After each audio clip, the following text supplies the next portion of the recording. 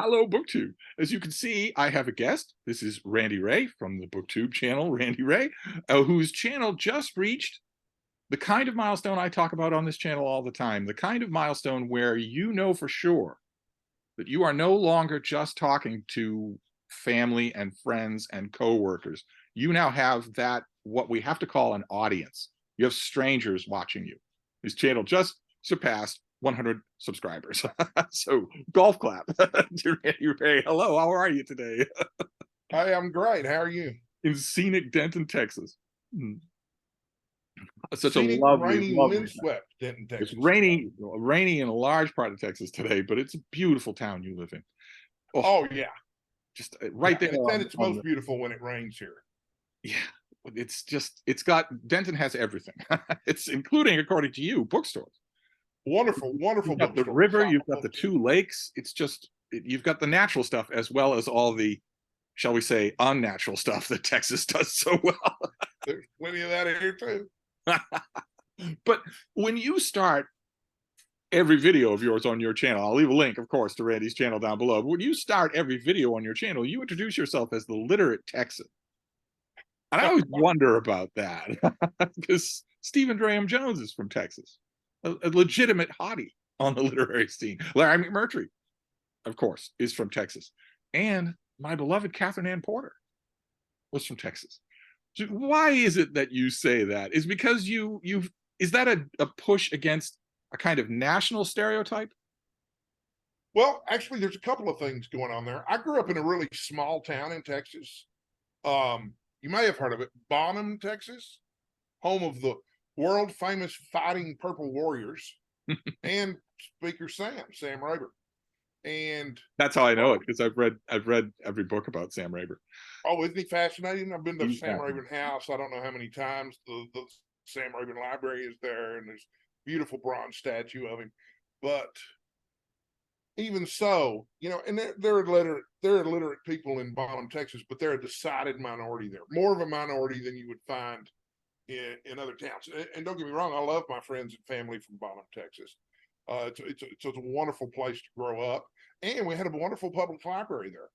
But people in small town Texas are obsessed with football, not reading and writing.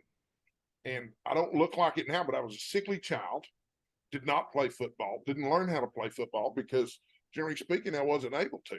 So I read a lot of books, and that did not result in, huge popularity in Bonham, Texas. I was a little bit of a weirdo. I was that guy who liked to read books. So, I just leaned into that. Also, I was looking for something memorable to use as a name for my channels. Randy L. Ray was not available as the URL on YouTube. Literate Texan was, and it was also available on Instagram. And I thought, well, that's got a nice ring to it. But I've mentioned several times in some of my videos that I should probably call myself a literate Texan rather than the literate Texan. Well, that stereotype is real. Yeah. I mean, it's based in people reality. on the East Coast and the West Coast of the United States who would listen to your accent for 1 second and think they know everything there is to know about you. Right. Yeah. I hate to break it to you that you do have an accent. Well, I've heard. I didn't realize I had an accent until I went to college. Yeah. I honestly thought I sounded like the man on the 6 o'clock news. Yes.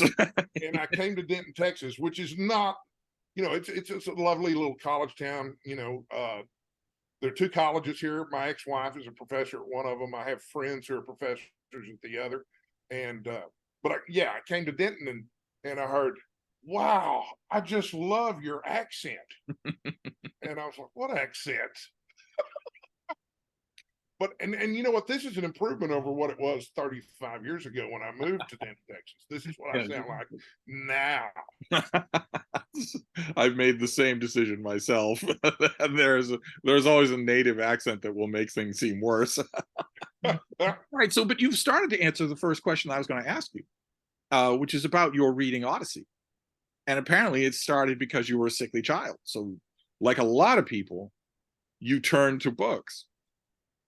Right. Well, also did that my just mom was keep going? Oh, oh, really? Okay. Yeah, my mom was a big reader. She stayed up all night reading books every night and slept late every day. And she subscribed to Alfred Hitchcock Mystery Magazine, Ellery Queen Mystery Magazine. She had paperbacks everywhere. She liked mysteries, especially Ed McBain.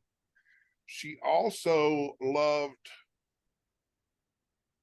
well, sometimes thoughts escape me now. I'm on cancer medications and I'll start a sentence and not be able to finish it. It's almost like having early onset dementia.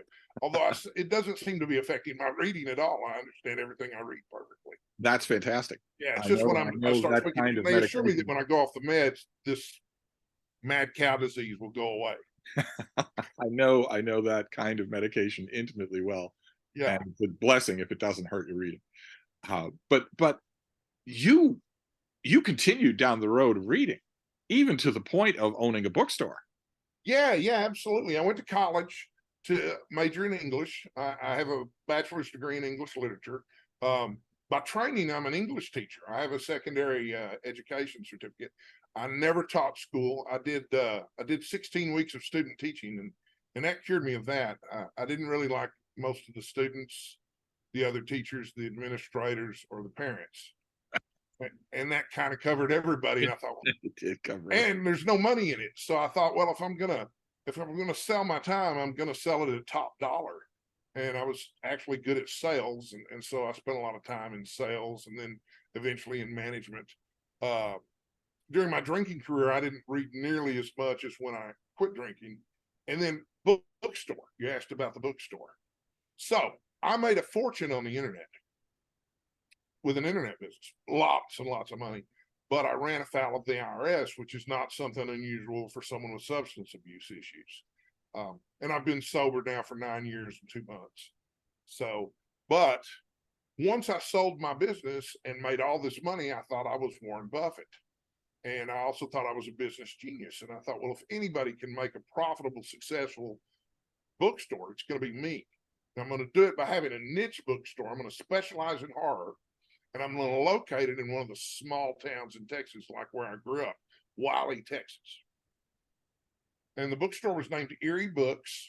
And I got the idea because there's a bookstore in Burbank called Dark Delicacies, which is an all horror bookstore. And they build themselves as the only all horror bookstore in the country. And so, yeah, I opened this bookstore, Erie Books. We carried 5,000, 6,000 titles, mostly new.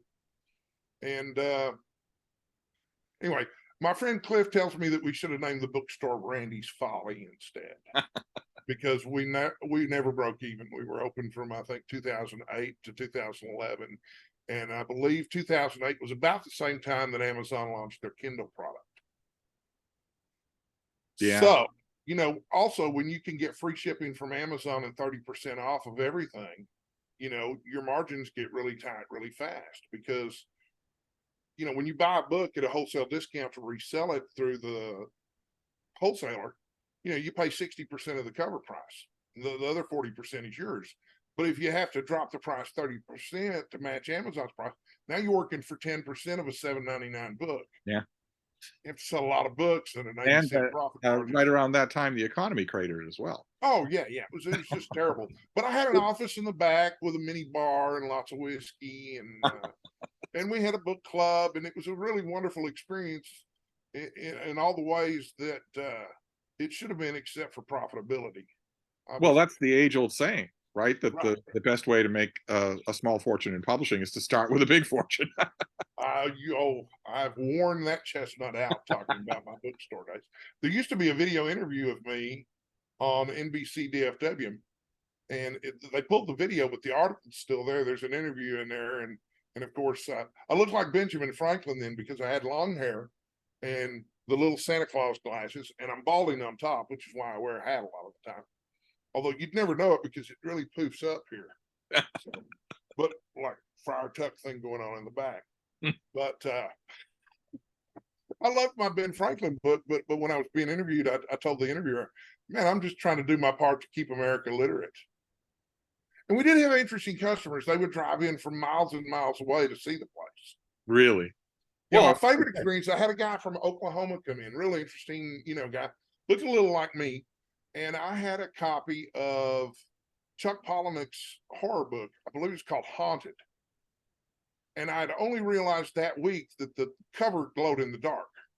Oh, It's got this ghostly image, a beautiful cover, terrible book, but beautiful cover. And I had left the bookstore late one night, and as I was walking out, I looked over at the counter where I had Haunted on display, and it was glowing in the dark, and I was just amazed.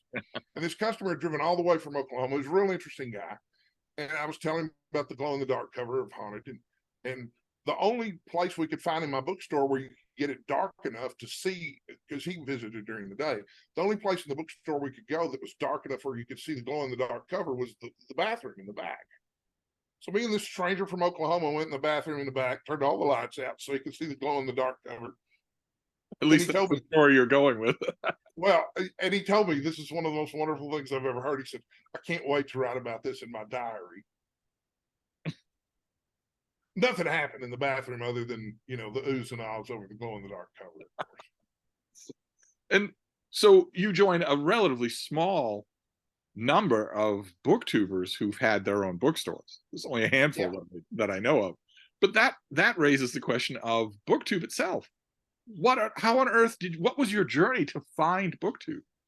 I knew you were going to ask that, and I've been trying to remember how I found Booktube. It was a year and a half ago. I think I must have read an article somewhere that mentioned Booktube, and I did some searching, and of course I found some of the big guys. The Demon Smurf was one of the first ones that I came across, which was entertaining for a video or two, until you realized, like you pointed out, that does he ever actually really read any of these books? But some of the big booktubers I really enjoy. There's a guy, and I don't know if anybody to me that's got over 100,000 subscribers is a big booktuber, but there's a guy who does Better Than Food, and I've spoken with him offline several times, and he's great. But then I stumbled onto our little corner of Booktube, and I was like, wait a minute, now this is a community I could become a part of. And so I think, well, there was a process where you thought, I could do this. I could not just I could make videos. And I put it off forever. I thought the technological part of it was going to be really difficult, and it's not difficult at all. I mean, I have a phone. Yeah. And I bought a stand to put my phone in, and it didn't cost very much. And it's not a tripod, as was pointed out to me the other day. It just has one guy on there. But then it's got a sturdy base. But yeah, I pointed it out to my guitar playing buddies one Saturday afternoon, and they're both very intelligent. And Lane told me, he said, Randy, you can tell just by looking at it, that's not a tripod. And I laughed and laughed. But yeah, once I got started, it's like, this isn't that hard. The hardest part is at first I thought it was going to be hard talking to no one or talking to my camera. But then I realized, I can see myself and I like myself a lot. So I'm talking to me, I'm standing for my audience. So it works out okay. And you mentioned an audience. Yes. Was there a doubt that did you think for a minute, I'm just throwing pennies down a well? Did you wonder if you would get anybody to watch? Well, I never had any dreams of huge success. I don't know that I'm ever going to have 16,000 subscribers or even 10,000 subscribers. But I figured somebody'd watch. And after I made a few videos and watched my videos, I thought, you know what? I come across okay on camera. Oh, you watched back your own videos to see. Yeah, and I was real nervous about that too. But I've done some public speaking in the past. I taught training classes at most of the companies I worked at, and I've done some public speaking as part of my recovery from alcoholism. And it's always gone well, which is crazy because when I was 21 years old taking communications in college, I barely made a C in that class because I was terrified to stand up in front of an audience. Oh my! Doesn't bother me in the least now. No. Put me on stage, man. Give me a mic. I'm right with you there. I don't think there are many of our Booktube colleagues who are, but I'm right with you there. Right. It's an unusual quality for bookish people. But I'm curious to know. So, okay, so you weren't sure that you could manage the technology, but it turned out to be easy. You weren't worried about talking once you realized you could just talk to yourself. But then there's the question of what you talk about. Right. And some people who start a Booktube channel stop after a while because they think, well, I just don't have enough to talk about. Right. I mean, or they have to make a decision between basically a private channel that is public to view or diving into the community aspect of BookTube. And you've obviously chosen the latter, right? Because you do tags Oh, and for whatnot. sure. Yeah. Yeah. Well, I don't want to just talk to myself. Anybody who's a public speaker wants to their message to get it. It's kind of like writing. I took a creative writing and fiction class in college. And of course, I was very nervous about that. And I took it with a friend, and we'd grown up together in Ballum, Texas. And we were both the best writers in the class. But the first time we actually had to read our stuff out loud, we exchanged stories and read the other person's story because we were so nervous. And of course, we got wonderful responses because we're both wonderful writers. And we never did that again, by the way. We couldn't wait to read our own stuff to everybody and hear all the oohs and ahs and compliments and everything. And that's kind of how BookTube has been too, and my public speaking career, as it were. I just love having an audience, and I don't think anybody. I'm sure there are people who write without any thought of an audience, but if I'm going to write something, I want somebody to read it. But what about? I'm curious to know how far BookTube has infiltrated your thoughts now that you're doing it.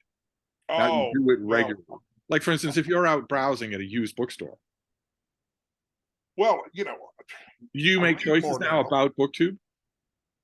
Do who know? Do you make choices now at a bookstore partly with BookTube in mind? Yes. Where, a year ago it would not have been there? Yes, absolutely.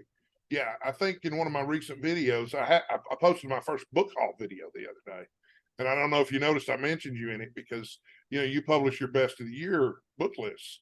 Oh, that's right. Yes. And the difference between your best books of the year lists and everyone else's is that you've read all the books. So yeah, most people who do a best of book lists haven't read all the books. Right, they're all done by the book sections, the whole book section. So all the reviewers, all of the most frequent freelancers, the editors, all of the sub editors, they all weigh in. Right. And every one of those people, as far as I'm concerned, crawls through their reading like they were gut shot. They're barely covering any ground at all. So they have at most 10 books to recommend, and they're going to be the same 10 books. So whereas I range widely and it all comes through one critical filter. Whereas if you're using like the Washington Post, for instance, there are many critical filters at work there, and you don't know which ones are good and which ones aren't. You have no idea. It's never disclosed. Same thing with the Times Literary Supplement. They don't do a best of, but they do a books of the year thing where they get all their regulars. They just send out a circular saying, could you send us up to 600 words by such and such a date? People will write in the dumbest stuff.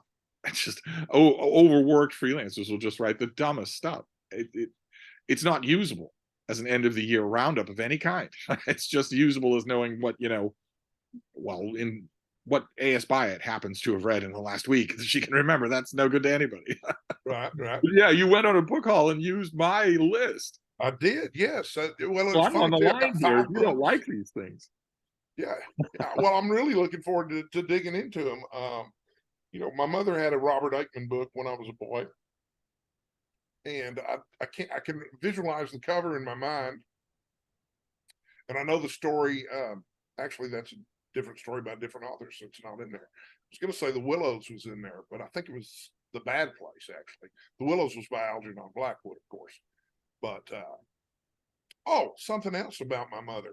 Now that I think about it, I have a lifetime subscription to the magazine of fantasy and science fiction. She did not buy that for me. But when I was 12 years old in 1982 and went to 7th grade, she bought me a subscription to Fantasy and Science Fiction magazine.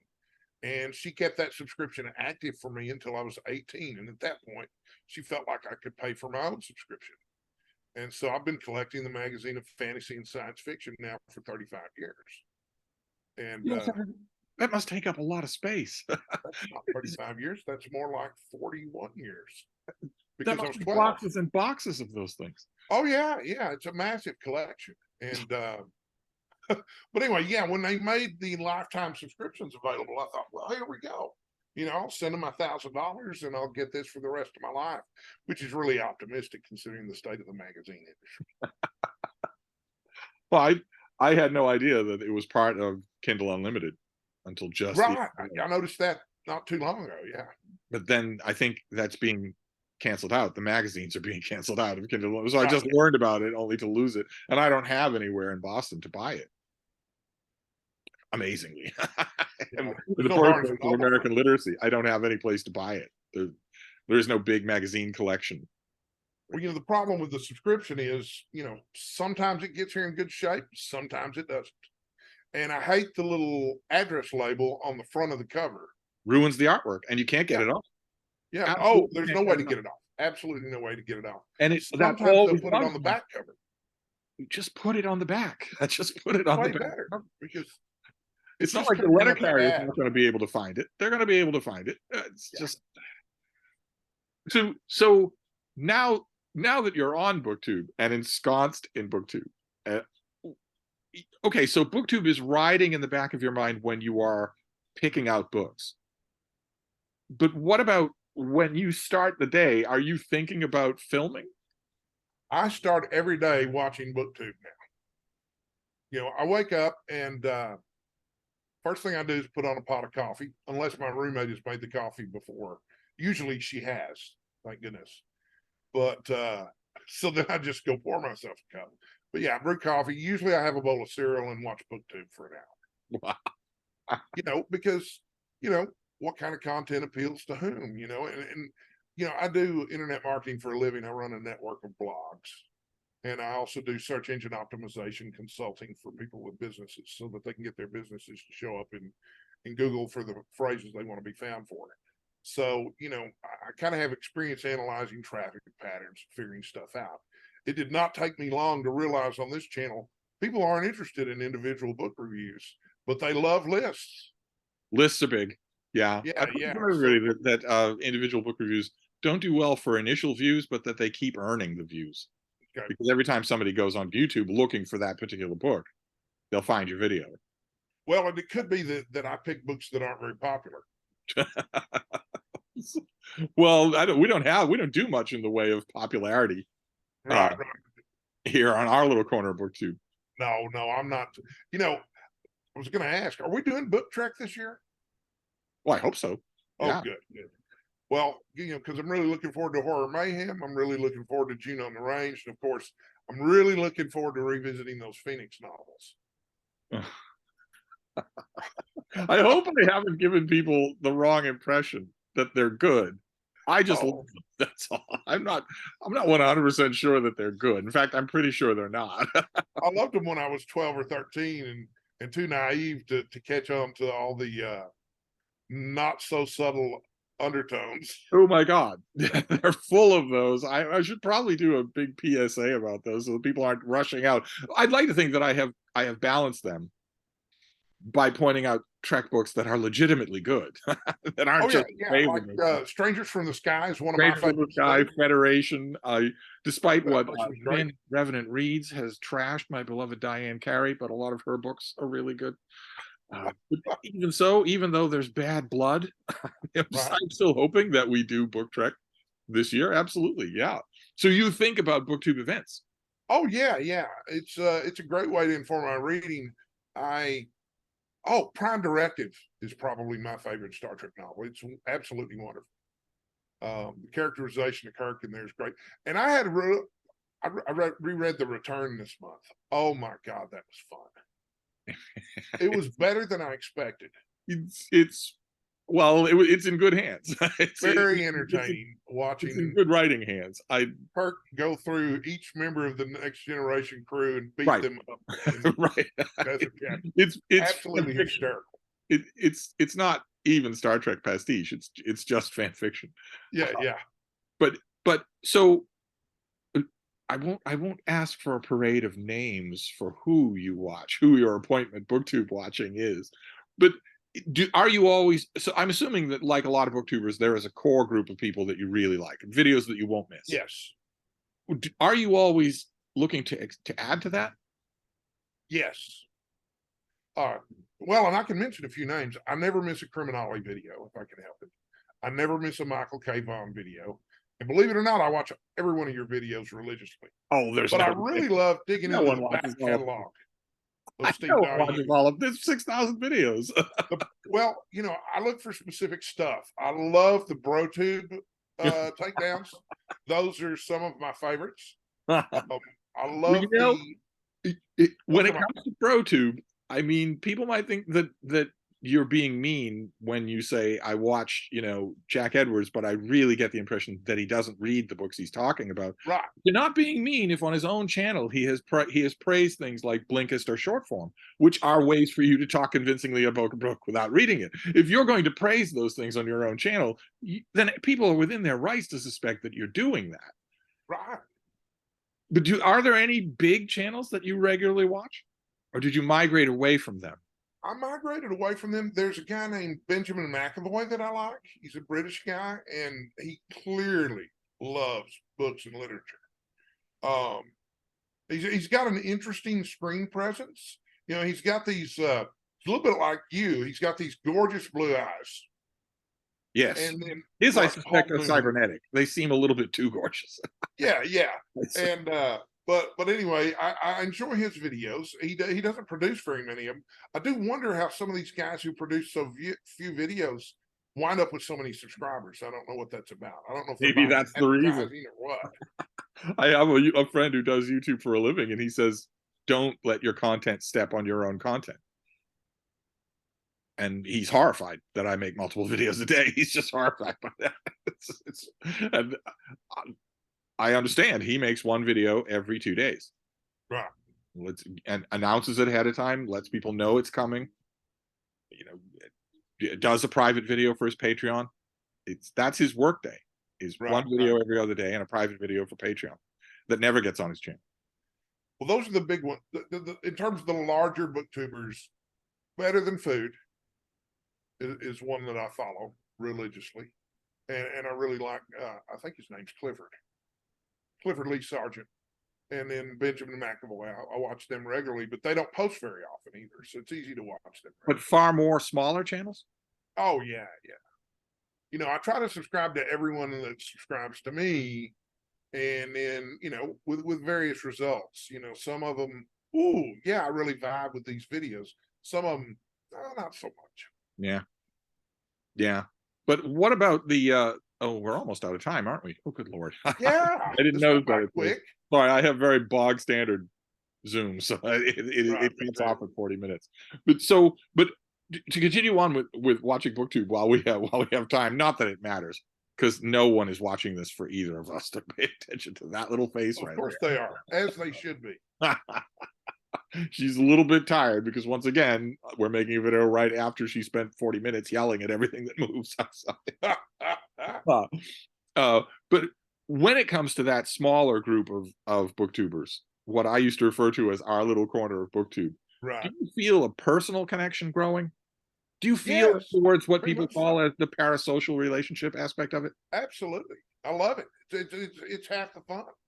Getting comments from the same people and recognizing their names repeatedly, exchanging emails with people. I haven't dove into Discord yet, but I guess I will. You know, if I can learn how to make a video, I can surely learn how to use Discord. It's a little bewildering and a little off-putting, but at least for myself, I'm happy to join other people's Discords. Right. So when you wrap all of this up now, and you've passed 100 subscribers, in a month. Right? Which is pretty good. That is pretty good. If you wrap all of those things up, surely one of the takeaways would be that you would encourage others. Absolutely. This is so much fun. People that were in the position that you were in, where they watched and wondered if it was right for them. Right. Yeah. I was a very passive member of Booktube for a long time, and I thought I'd get my feet wet with an Instagram account. And so, you know, I've been posting pictures of my books on Instagram for quite a while, but, you know, like I say, a little intimidated by the technology. You don't have to be. Not if you have a decent phone. You know, everybody does. The biggest problem I had with my phone was the thing that held it would push down the up volume and down volume at the same time, which turns on the recording. So I couldn't get the recording to stop. And my daughter explained it to me. I had a great video with my daughter explaining to me what was happening in the background. I wish that I'd held on to it and uploaded it because it was actually really funny. So tech challenges won't be a problem. They weren't for me. They weren't for you. Not at all. So we could end this discussion by encouraging people. Oh, absolutely. Yeah. Just give it a shot. You know, somebody's going to watch your video and somebody's going to say something, and it's, if nothing else, it's going to encourage you to read more. Right. I've heard one or two complaints from people that who a little further on down the line, a little bit more involved in the booktube community, who say that, you know, the involvement starts to cost you reading time. Right. And that negotiation is, you know, that always has to be done. But overall, absolutely. Absolutely. Right. Well, wonderful. Well, here's hoping that the sky clears up in Denton, Texas. It always has before. And we'll be seeing you in your videos. Absolutely. Absolutely. I'm trying to be more productive with them. Well, this is too much fun not to be. Well, that is wonderful to hear. Well, you've all heard. This is too much fun not to try. If you don't like it, you can stop. Absolutely. Give it a try. You've now heard this from Randy Ray. And you can take breaks anytime you want to. People do it all the time. Some people. I'm going to stop the recording now. Okay. But we'll be talking again. Okay, great. Thank you. Congratulations.